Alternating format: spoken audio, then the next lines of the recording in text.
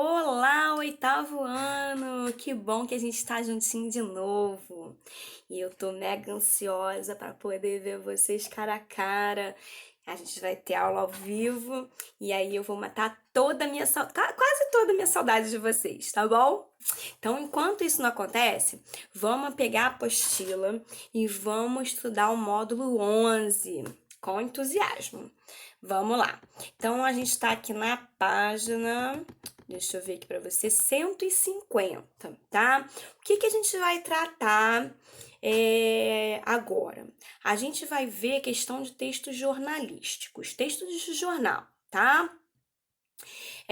A gente vai ver a objetividade e a subjetividade expressa nesse tipo de veículo informativo que é o jornal. Dentro desse veículo informativo jornal, eu tenho gêneros textuais, tá? Que a gente já estudou. A gente tem notícia, editorial, artigo de opinião. Tem outros, mas a gente vai ficar com esses aqui, tá bom?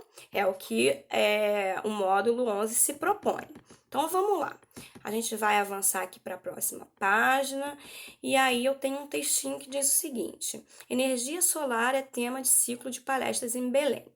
É um textinho, né, falando sobre energia solar, que é uma energia alternativa. Eu sei, já ouvi falar que é uma energia caríssima, tá? Mas é muito boa para o meio ambiente, mas ela é cara para você promover isso na sua residência. Mas depois você acaba economizando e reavendo o seu investimento. Mesmo assim, é preciso ter o investimento inicial, né? E aí aqui vai falar um pouquinho sobre esse cenário, que o Brasil é um bom lugar, que tem vantagem, né? Porque a gente tem sol o ano todo e tal. Então, seria uma boa pra gente economizar energia, tá? Daí vocês, por favor, leiam, tá? Que eu vou só comentar. Então, para o meu vídeo, lê esse trechinho para não ficar um vídeo muito grande, que eu sei que vocês ficam de saco cheio de ficar vendo a minha cara aí muito tempo. Então, eu não quero chatear vocês, eu quero explicar, eu quero que vocês prendam sua atenção no que é importante, tá bom? Então, vai falar sobre isso. Aqui tá falando de energia solar. Os pormenores, né, as especificidades desse texto não me importam. Importa o que eu vou dizer sobre esse texto, que no caso tá aqui, ó. Quando o jornalista escreve uma notícia que vai ser veiculada a diferentes meios de comunicação e lida por diversas pessoas, a maneira como ele se expressa ou como ele usa as ferramentas da língua, no caso, como ele usa a língua, certamente é fundamental para garantir o entendimento do texto e fazê-lo ser aceito como uma notícia. Aí a gente já começou falando de notícia, que é o que a gente leu ali, tá? Na notícia sobre análise, que versa sobre o destaque dado à energia solar em palestra em Belém, percebemos que a informação é transmitida de forma clara, objetiva e direta. Há, portanto, uma preocupação do emissor, ou seja, de quem transmitindo a mensagem, de utilizar estratégias que possibilitem esse tipo de leitura. Clara, objetiva, direta, tá bom? Mas será que a objetividade é característica de todo o texto jornalístico? Então, a gente percebeu que a notícia, ela tem objetividade. Mas será que todos os textos do jornal eles são objetivos? Né? É uma pergunta que a gente se faz. Ou será possível que esse tipo de texto também apresente marcas de subjetividade? Nesse módulo, a gente vai estudar, então, para responder essa pergunta. E aí, vamos ver na prática aqui, vocês vão descobrir a resposta para essas perguntas, tá? Então, vamos aqui. Eu pulei demais. Deixa eu voltar aqui o texto. Eu tenho aqui texto 1, nomofobia. Vocês já ouviram falar em nomofobia? Eu ouvi falar, deve ter uns 5 anos, eu acho. Bom, enfim, é o vício pelo celular. A internet facilita muito a nossa vida diária. Pô, isso daqui, gente, tem 3 pontinhos. O que que isso quer dizer quando eu vejo um texto que eu tô lendo e tem um colchete com 3 pontinhos? Quer dizer que foi suspenso. suspenso, suprimido, retirada uma parte desse textinho. Então, eu tô lendo aí uma parte que já havia outra antes, tá? Então, diz assim, a internet facilita muito nossa vida diária, podemos fazer muitas coisas através dessas ferramentas fantásticas, interagir com novas pessoas, realizar pagamento online, trabalhar, estudar, encontrar. Hoje em dia, a gente tá usando pra caramba pra estudar, né? Possibilidades sequer vislumbrávamos antes. Mas como tudo na vida, apresenta os dois lados da moeda. Dependendo do uso que fazemos de tudo, o advento da internet também trouxe consigo uma gama de desafios e consequências que a revolução tecnológica implementou. Inclusive enfermidades, que quer dizer enfermidades que eu falei sem querer enfermidade, gente, porque é em espanhol, tá? A palavra parece. Aí a tia teve o impulso de falar. São doenças, tá? Então, uma pessoa enferma é uma pessoa doente. Porque se você não usar, né, essa tecnologia de maneira consciente, se transforma numa doença.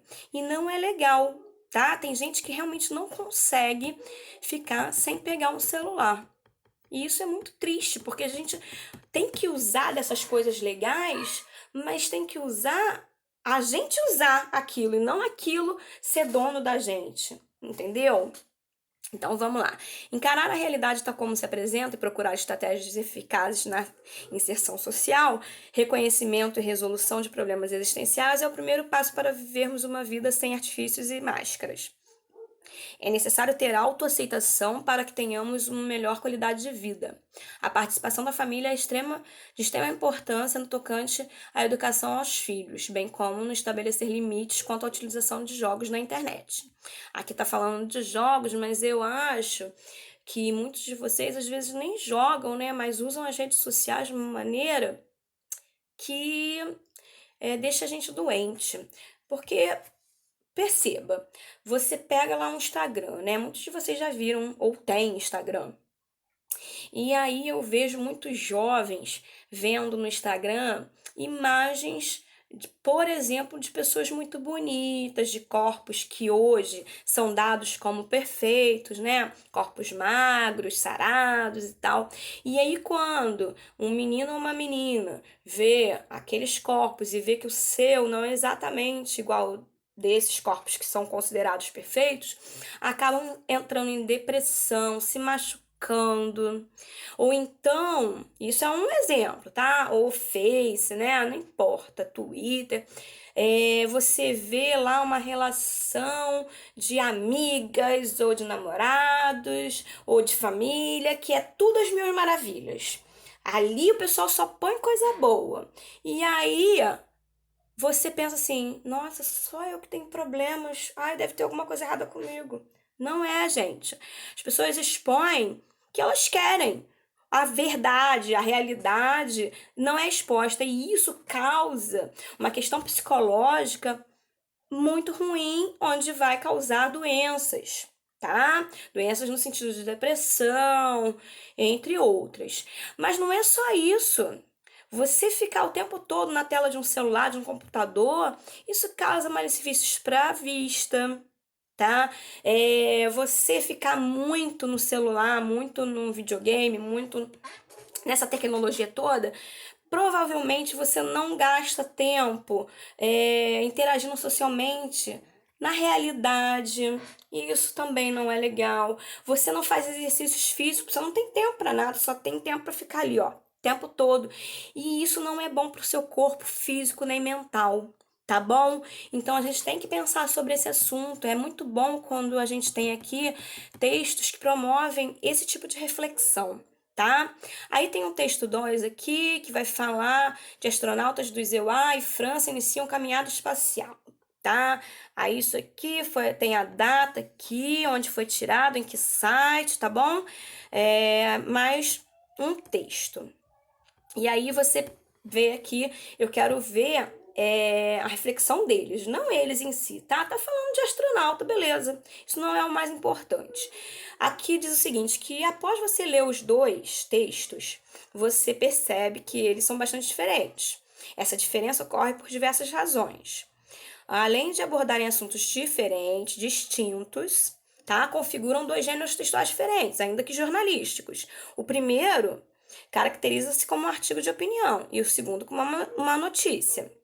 No artigo de opinião, o redator reflete sobre o uso da internet hoje em dia, com foco principal no comportamento das crianças. Por meio de uma linguagem informal, o autor expressa o seu ponto de vista, tá? Perceba como a escolha de determinadas palavras são fundamentais para ele se posicionar. Aqui, ó, ferramenta fantástica. Quando ele diz uma ferramenta fantástica, ele está expondo o que ele, autor daquele texto, ele pensa. Então, o que eu tenho aí? Subjetividade ou objetividade? Eu tenho aí subjetividade, porque é o que eu penso, não necessariamente que é fato, tá? Aí eu tenho aqui adjuntos em destaque são subjetivos, ou seja, foram utilizados para expressar sua visão em relação ao fato. No próprio artigo de opinião, encontramos alguns outros, ó. Interagir com novas pessoas. Tudo na vida apresenta dois lados da moeda. Isso é um jeito de falar, né, ó. Expressar. Conforme acabamos de verificar, o adjetivo é uma das classes de palavras capazes de expressar a objetividade ou a subjetividade determinadas pela contextualização do discurso. A subjetividade, desse modo, pode ser explicada como a maneira pela qual o emissor, quem está emitindo uma determinada mensagem, apresenta sua perspectiva de mundo, isto é, sua abordagem pessoal, íntima, exclusiva sobre aquilo que está sendo abordado, tá, galera? Então, vamos lá para a página 153. Eu fico falando página porque, sei lá, né? Vai que você dispersa aí e não sabe mais onde é que eu tô. Então, eu tô aqui, ó, 153. O que deve ser destacado no artigo de opinião é a maneira como se expõe o ponto de vista acerca de um assunto. Inicialmente, o redator parte de uma premissa quando afirma: a internet facilita muito a nossa vida diária. Isso é o que ele acha, tá? Pode ser uma verdade, mas é uma verdade relativa, tá? O uso da primeira pessoa, no caso do plural, ele se incluindo no meio de um todo, é uma visão de mundo que ilustra a percepção do autor sobre esse assunto, de quem está escrevendo, tá? E aqui a gente vai ver outro momento do texto. A família deve dobrar a atenção, pois as crianças são mais vulneráveis e estão em situação de maior risco. Nesse caso, o jornalista utiliza termos adjetivos como estratégia discursiva para construir uma visão subjetiva sobre o comportamento das crianças com esse meio digital, né? Aí a gente tem aqui, ó. Deixa eu baixar mais um pouquinho aqui. Tem um outro trecho que diz assim, ó, encarar a realidade tal como se apresenta e procurar estratégias eficazes de inserção social, reconhecimento e resolução de problemas existenciais é o primeiro passo para vivermos uma vida sem artifícios e máscaras. Bom, além dos adjetivos, o autor recorre aos advérbios, aos substantivos, expressões informais, para revelar o seu ponto de vista no artigo de opinião. Tá? Portanto, essa construção de subjetividade depende de uma série de ferramentas, do uso adequado de palavras para isso, para expressar aquilo que ele pensa no caso da subjetividade. Tá? Agora a gente vai ver aqui no parágrafo da notícia. Tá? O astronauta francês Thomas Pesquet iniciou nesta sexta-feira sua primeira caminhada espacial em uma missão destinada a renovar o sistema de energia fora da Estação Espacial Internacional, com novas baterias de íons de lítio do tamanho de um refrigerador. Então, a gente vê aqui o seguinte: a linguagem utilizada na notícia é impessoal, tá? Tá em terceira pessoa, garante um distanciamento em relação do autor desse texto, né, do interlocutor, com quem ele fala. Ele se distancia, ele diz, ó, não sou eu que estou dizendo isso, aqui é uma coisa que é um fato, eu estou só expondo, é isso que ele faz, tá? Então existe aí uma maior objetividade quando não põe primeira pessoa, mas põe uma terceira. Entendeu? Além disso, a gente também pode destacar o seguinte, ó, astronauta francês, primeira caminhada espacial, então apresenta aí uma perspectiva mais neutra, tá? O seu juízo de valor, né, de quem está escrevendo, não aparece, não está sendo caracterizado ali, né? Então a gente vê nesse tipo de texto uma objetividade como fruto de um relato imparcial, tá? Porque não depende de interesses pessoais de quem está escrevendo, e sim de interesse de quem está lendo aquele tipo de coisa, de notícia, tá bom? Então a gente tem aqui uma situação problema. Sabemos que geralmente a linguagem empregada em uma notícia busca transmitir objetividade, não revelando os interesses pessoais de quem a divulga. Imagine a seguinte situação: você está assistindo um telejornal e o âncora do noticiário, que é aquele que está lá falando, ao dar a notícia sobre a morte de um ídolo da música, começa a se emocionar. Ainda que muito abalado, por ser um grande fã do artista, ele consegue transmitir a notícia até o fim. Antes de passar para a próxima notícia, ele pede desculpas ao vivo, afirmando que o músico em questão fez parte de sua vida por muito tempo, por isso havia se emocionado, tá? Com base nessa situação, discuta. Aí você não vai discutir com colega nenhum, tá? Os limites. Aí você teria que discutir. Então você pode discutir com a sua mãe, com seu pai, com sua avó, com seu tio, com seu irmão, com sua irmã, tá bom? Com alguém. Eu sei que tem alguém aí na sua casa que você possa falar sobre isso. Os limites da subjetividade num noticiário de televisão.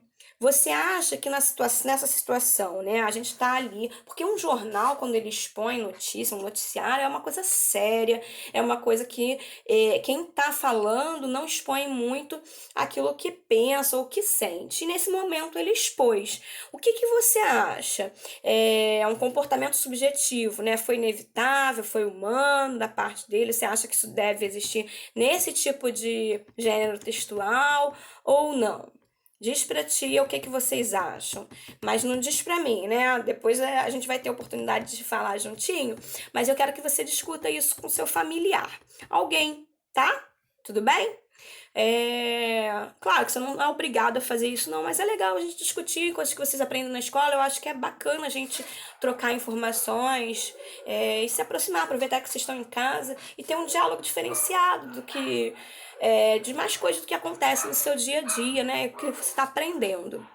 Então, a partir disso, eu vou pedir aí que vocês leiam, apliquem o conhecimento de vocês. Tem mais questões, tem um textinho aí que é um editorial, e aí você vai fazer e depois a tia vai passar para vocês a...